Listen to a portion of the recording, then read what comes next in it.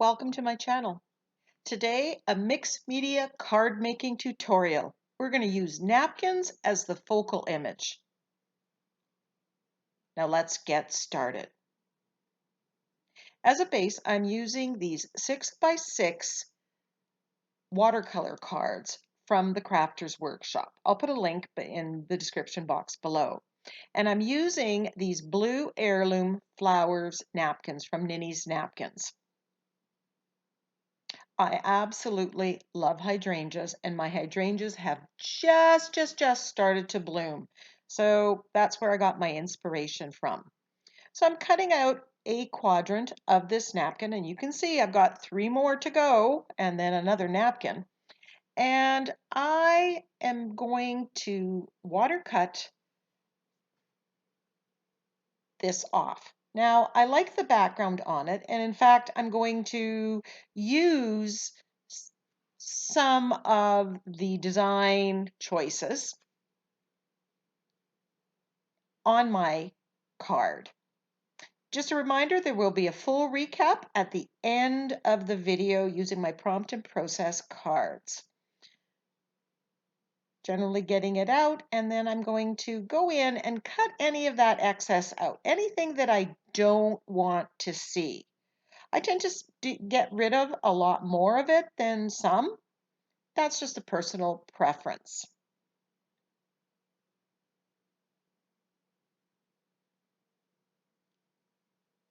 I know that I will not be using all of this, that I may piece it together, but I'm just getting rid of it as a starting point. So I can lay it on the substrate, in this case, the card, the square card, and make those design decisions. I'm taping off on the fold because I don't want to get stuff on the other side. Because this is a card, I want to be a little bit more careful and a little cleaner, and I'll be cleaning in between. I'm putting a coat of gesso on this to stabilize the card because I plan on using a lot of layers. This is Tim Holtz's Botanical collage paper, and I thought it went with the vintage feel of the napkin. So I'm ripping out some of the elements, and I'll be auditioning them on the page. Some I'll use, some I don't. You don't see a whole lot of this peeking through at the end, but you do see it, and it did lead to this next step and the next step. So it's all very, very worthwhile. One of the challenges, because this is only a 6x6, is when it's smaller, you don't need to put too many techniques and layers in. You can get overwhelmed.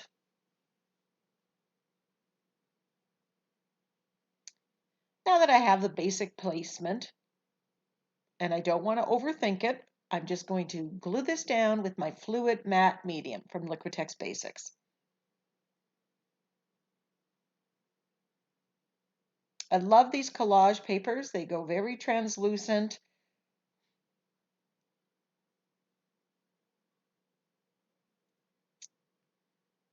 Now the napkin had this kind of quadrifoil motif on it, and I'm going to use that idea. This is quadrifoil reversed from the Crafter's Workshop, and I am putting thick gesso through the stencil. I want to test out these cards. How much can they handle? And they handled all this medium really well. But because I do plan on mailing this, I didn't want to use modeling paste, which ends up being thicker. This is going to give me texture, but it's going to be a little bit more subtle. I have leftover, so I grabbed one of my pages and I'm rubbing the excess of the gesso through the stencil, and we'll see what happens with that page on another time. But it's partially done now. And when I put gesso on my stencil, I do take time to stop and clean it. I spray it with my Murphy's Oil soap and go. Now I want to colorize the background, and I'm going to use yellow oxide with a mixture of white gesso. I don't want this to look flat. I flat. I want it to have interest. The darker colors are catching in the gesso, which is textured. And there I am cleaning because I don't want to get the inside of my card done. Loving the look. You see there's that little bit of that yellow on the hydrangea, and that's what I was going for. I wanted it to go together. I don't want to discolor the hydrangea. I want it to stay very bright, so I'm just using a makeup sponge with gesso behind it just to knock back that color a little bit. And that will preserve the brightness of the napkin.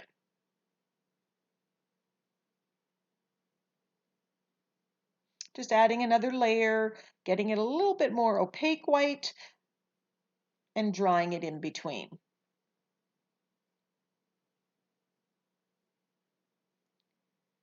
Grabbing my fluid matte medium and my brush. Don't be skimpy, you be generous, it works better. And I'm putting some on top as well.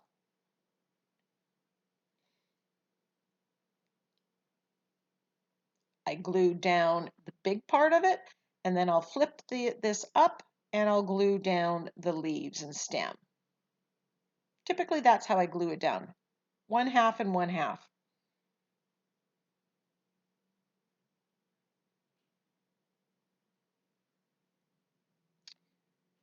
And this I'll give a good dry before I move to the next stage. I've got some leaves here. I'm just going to build a little bit more greenery on here. And this is how you can alter it. You could pick and choose and combine images from a napkin and build your own. I'm not liking how some of the napkin is showing dark around the edge, so I'm coming in and I'm just putting in some white gesso and then some of that yellow just to get rid of that. But that's me being really picky.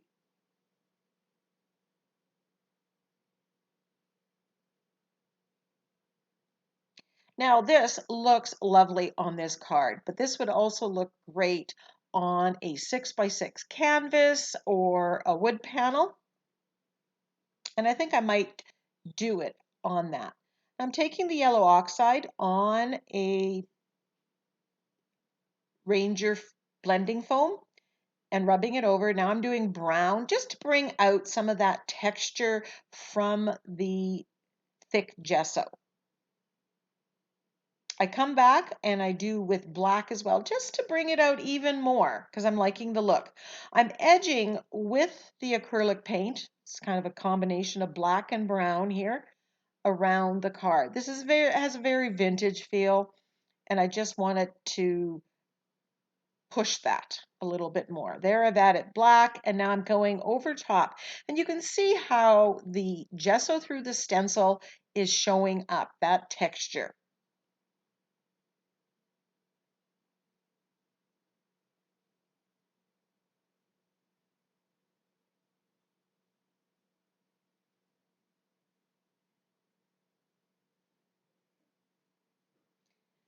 Now I am using gesso and an assortment of blues to very painterly effect, paint over the focal image or some of the focal image. I don't do every single blossom, and I'm not exactly trying to duplicate what was underneath.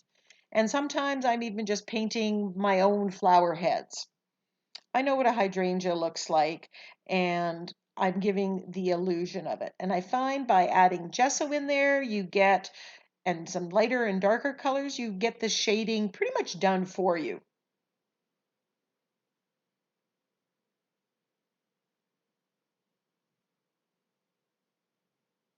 This is brightening the blues, making it stand out against that yellowish background all the more. Yellow and blue always look good together.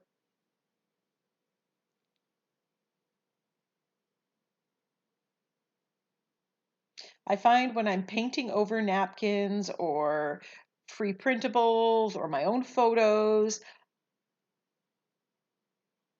the less I think about it, the better it goes.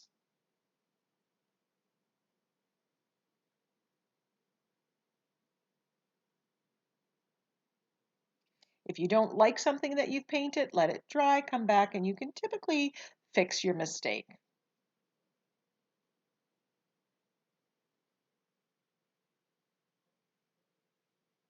Hydrangeas, they have so many multicolors in there. Forget about, where the sun is shining.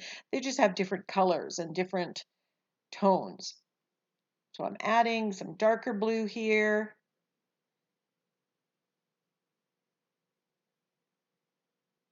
And I just go back and forth, adding darks, adding lights.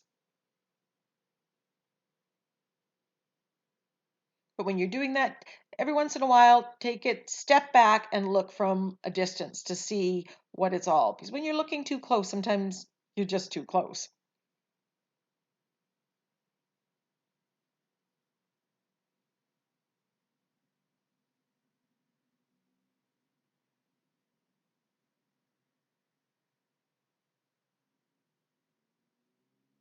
This is Word Stamp from Stamperia.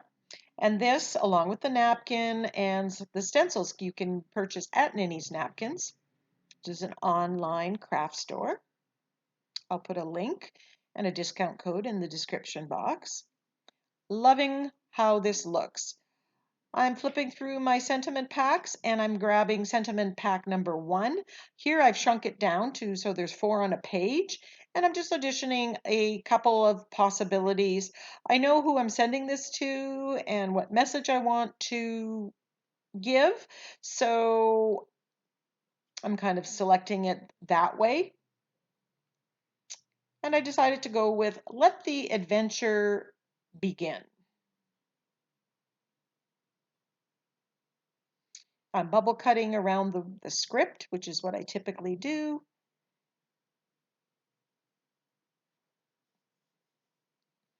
And I'm cutting off a lot of the excess white.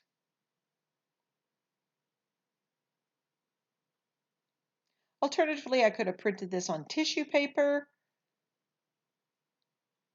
and glued it down with fluid matte medium.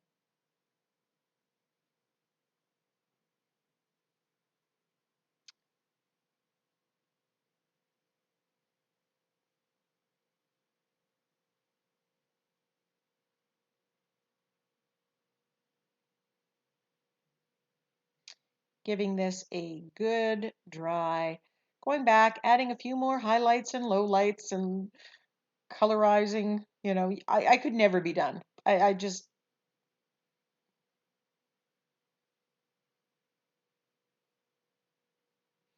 have to force myself to stop.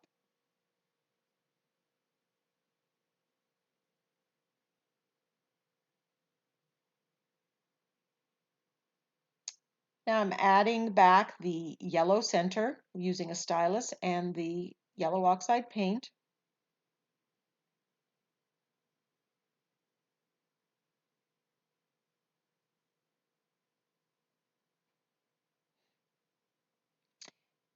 And then I thought the sentiment was too white, so I colorized it with the yellow oxide. But of course that pushes back the print because it's a fairly opaque paint. Ooh, forgot to colorize the leaves, so coming in with the hooker's green and that yellow oxide, tying it into the background color. Now I'm just rubbing a little bit of blue here and there into the background, taking that blue that's in the flower and just adding it to the background.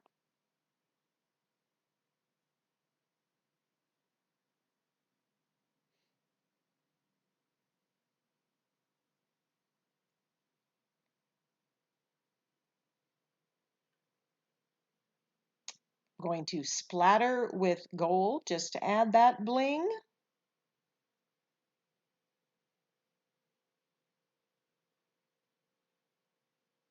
Making sure that it's dry before I do the next step.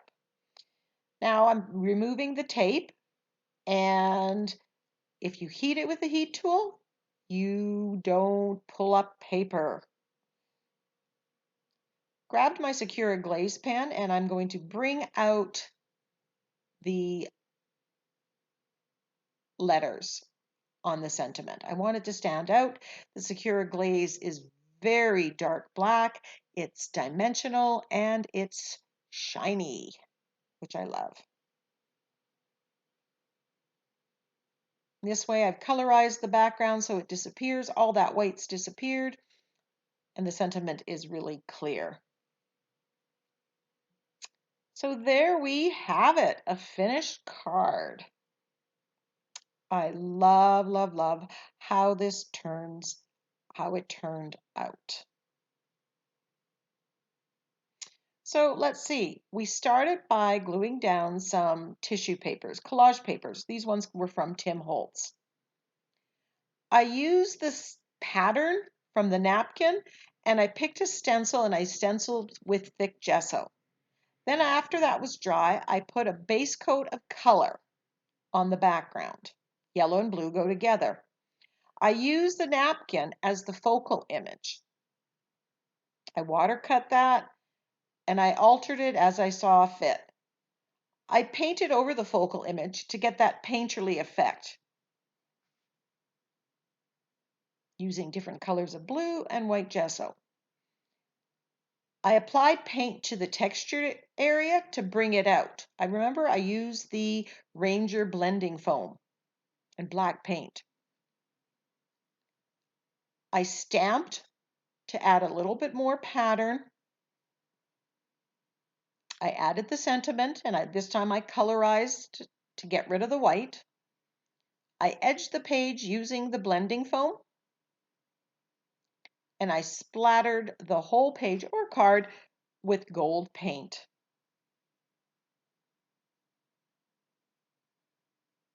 I think the person that's going to get this is going to love it. I hope you do too. Bye for now. Until next time, go get creative.